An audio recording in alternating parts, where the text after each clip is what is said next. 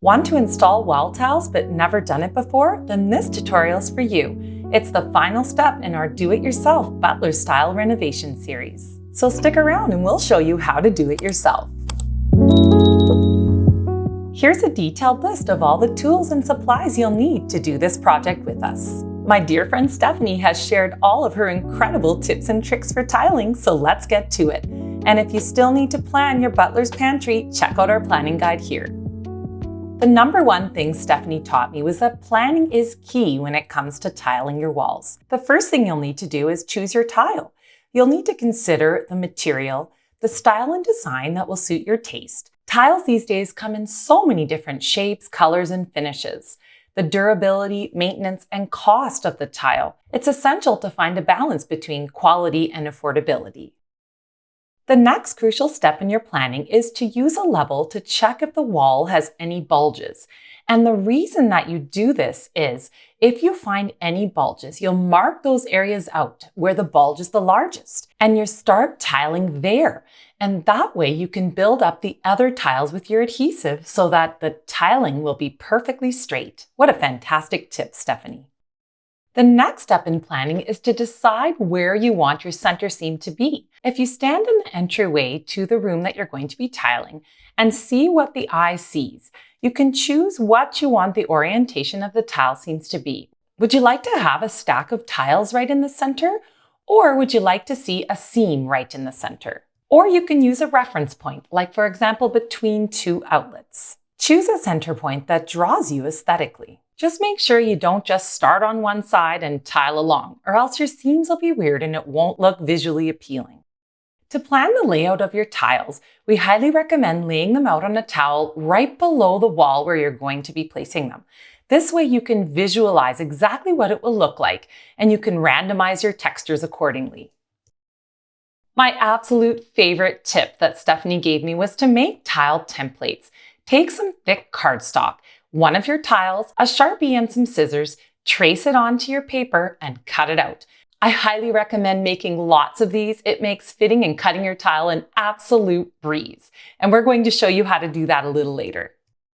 Now we're ready to start laying our tiles. First, we'll dry mount the first tile to make sure that it's level. You'll be able to play with the spacers to make sure that the gap is not too large. A small gap can easily be covered with silicone. It is absolutely vital that the first tile, your base, is level, so make sure to take your time and do this properly. Stephanie highly recommends placing the adhesive directly onto the tile and gluing one tile at a time. This way you can pause at any time and it's completely clean. There's no adhesive between the tiles and it's not squishing all over in between when you're trying to secure the tile, and it's easy to remove the spacers later. You can use the flat sides of the trowel to remove any adhesive that gets onto the edges. To apply the tile, simply create a suction effect by placing the tile slightly higher and then pushing down and in, and lining the tile up with your center. The perfect placement of this first base tile will create your level foundation, so it is so important. For the subsequent tiles, simply add the adhesive as we did before, press down and in, and then add the spacers. Press in and down firmly and line up the sides. Then check if it's level. And if you've placed your first tile, your foundation, correctly, it will be perfectly level. Continue laying each tile in the exact same manner, and when you reach the top, you'll most likely need to use a cutter.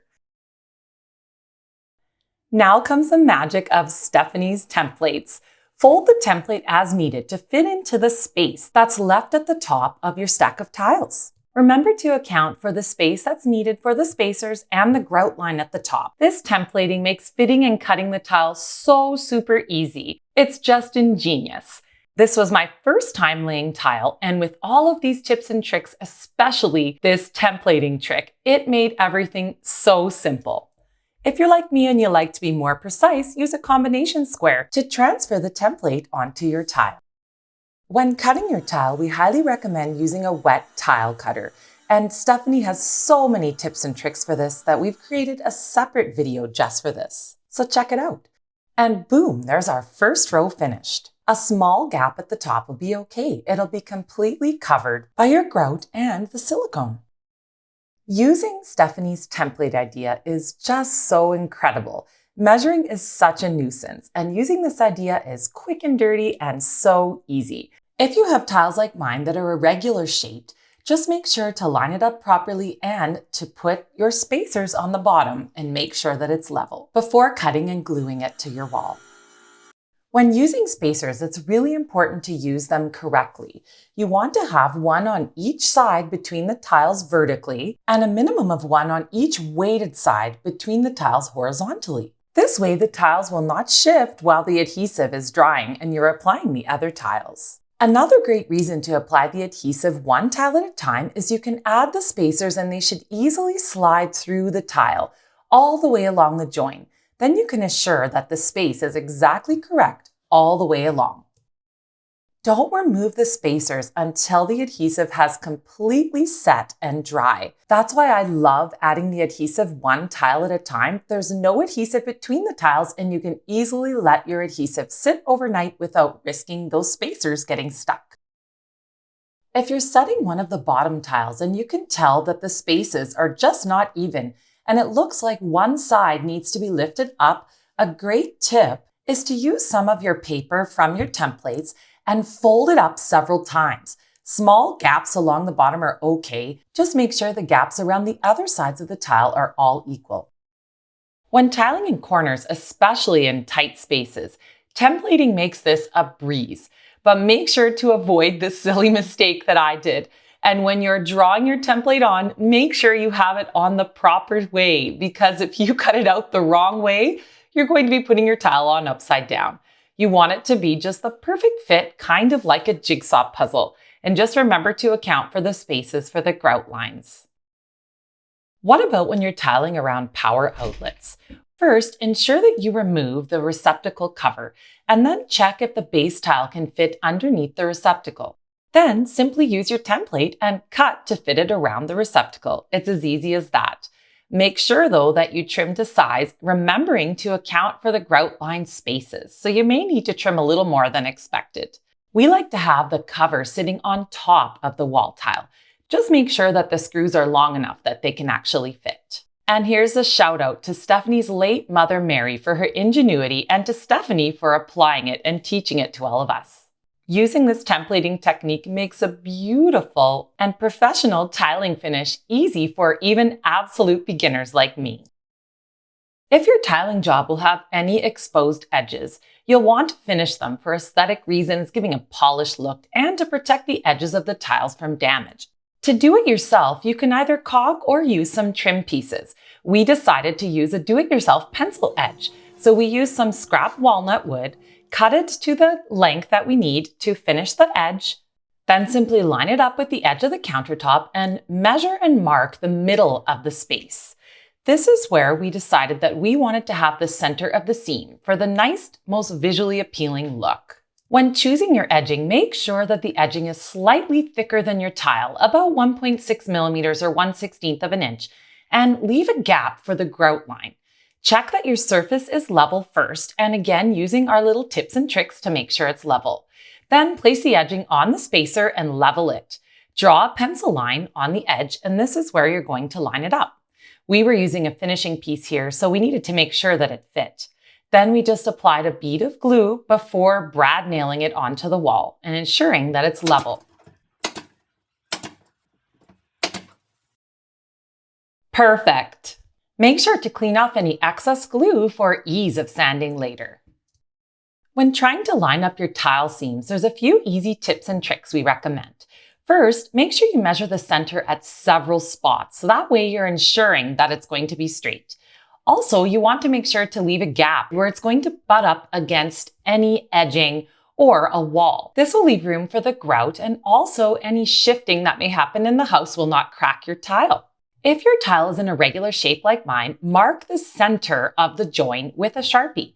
Mark the edge of the tile as well, remembering to leave a small gap for the grout line. It's better to cut the tile too big than too small, as you can always fix that. And of course, you can always double check with your template or just use the template instead of marking your tile directly. Butt your tile against the edging and then add in your spacer. Take your time with this base tile, ensuring it's perfectly level. and just continue butting it up against the edging using your spacers as you go until you reach the top, where once again you'll need to use your template to ensure the perfect fit. And anytime you're using a template, make sure after cutting the tile that you always dry fit it before gluing, so you ensure that you don't install it upside down.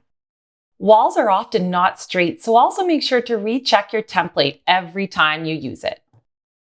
Even if you buy all of your tile at the same time, there'll be an occasion where the tile is too thin and there's too much of a gap between the two, and you'll notice it.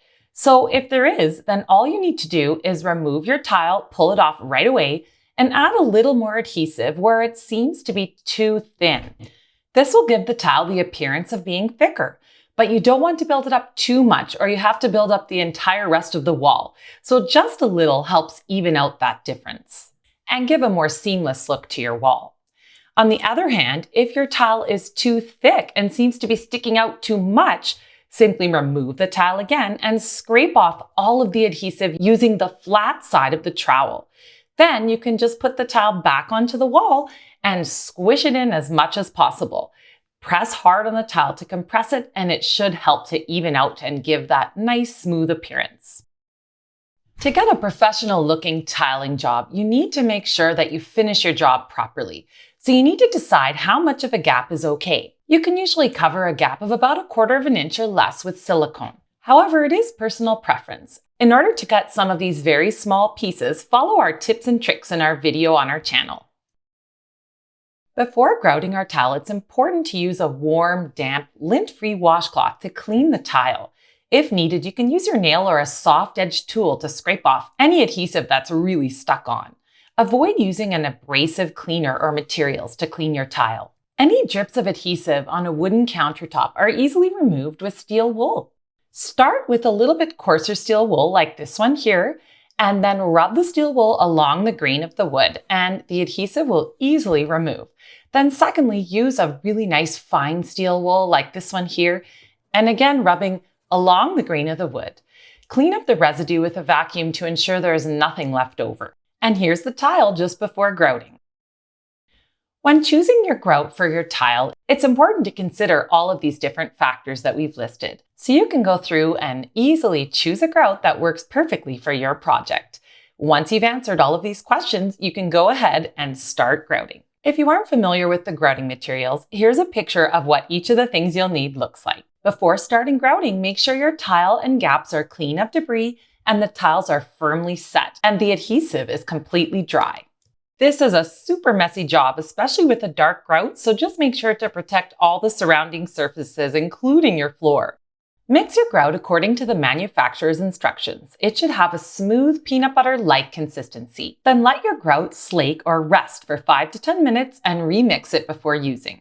Use a grout float to scoop out a small amount of grout and then push the grout into the joints, ensuring to fill the joints fully and avoid getting too much grout onto the tile. You could see I got quite a bit on the tile, but it's okay, it'll come off. Just avoid it as much as possible and focus on the creases. You can use your finger to press the grout firmly into the corners.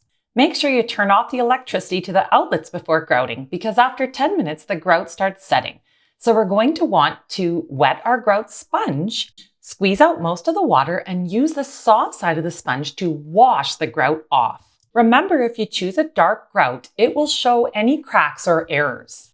While washing your grout, you'll need to regularly rinse your sponge in warm water and continue to dump and replace that water as needed. Keep washing until you only see a haze of that grout left over.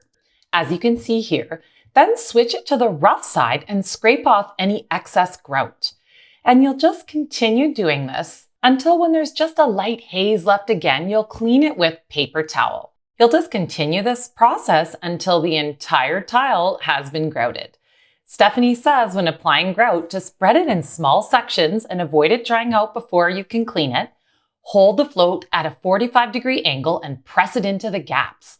Work diagonally. This helps the grout fill the gaps completely, and then remove the excess with the float at a 90-degree angle. Don't use too much water, as this can weaken the grout. If you notice a spot that's missing some grout, just use your finger with a glove on it, which we didn't do here so you could see exactly what we're doing, and just fill a little more in there. Follow it up with a clean cloth and the tile will be nice and clean.